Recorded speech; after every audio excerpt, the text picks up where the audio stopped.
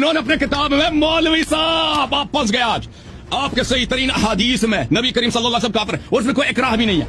یہ کتاب ہے مسند احمد جلد نمبر 5 چاپ الرسالہ تحقیق وہابیوں نے بڑے کٹر اہل حدیث نے تحقیق کی ہے اس کتاب کی. یہاں پہ حدیث دیکھیں حدیث نمبر ہے 2845 اس حدیث کو نقل کر کے صفحہ کون سا ہے صفحہ نمبر ہے 44 نقل کرتے ہیں اسناد والا شرط مسلم اس کی سند بشرط مسلم صحیح ہے.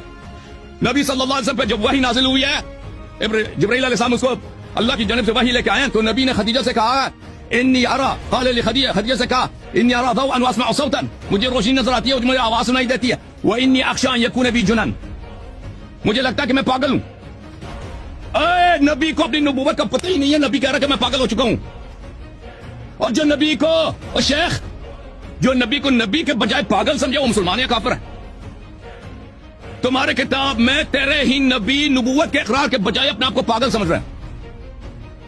اب بھائی تو پہلے اپنی کتاب کو پڑھ لیتے نا یہ تو اس میں اجماع ہے سب مسلمانوں کو کوئی نبی صلی اللہ علیہ وسلم کی نبوت میں شک کرے وہ کافر ہے. کوئی بھی شخص اب کوئی نبی صلی اللہ علیہ وسلم کی نبوت میں اب نبی صلی اللہ علیہ وسلم کو پاگل مان لے. یہ تو کفار اس کو پاگل مانتے تھے کہتے تھے کہ پاگل ہے. اب نبی صلی اللہ علیہ وسلم خود کہتے ہیں میں پاگل ہوں. یہ اس نے اپنے نبوت پہ شک کیا اس نے اللہ کے کلام پہ شک کیا اس نے جبرائیل پہ شک کیا اس نے وحی پہ شک کیا اور اپنے آپ کو پاگل سمجھا. تو آپ کے کتاب میں تو نبی صلی اللہ علیہ وسلم پاگل ہے بھائی. اچھا پھر اس کو کیا اس کو لے کے گئے وہ عیسائی وہ پادری کے پاس. حضرت خدیجہ اس کو لے کے گئے اپنے چچا کے لڑکا ہے اس کا پادری تھا. پادری کے پاس لے کے گئے یہ پادری صاحب آپ بتاؤ فادر ٹھیک ہے نا. پادری نے کہا کہ نہیں یہ فرشتہ ہے جی.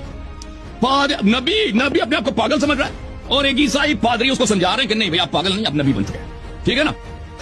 اور لیکن پادری اس میں ایمان بھی نہیں لاتا کلمہ بھی نہیں پڑھا. مزے کی بات ہے کہتا اگر میں زندہ رہا تو میں آپ کی نصرت کروں کلمہ ولمہ پڑھتا نہیں ہے ٹھیک ہے نا. تو یہ واضح ہے کہ کتاب میں نبی صلی اللہ علیہ وسلم کافر ہے.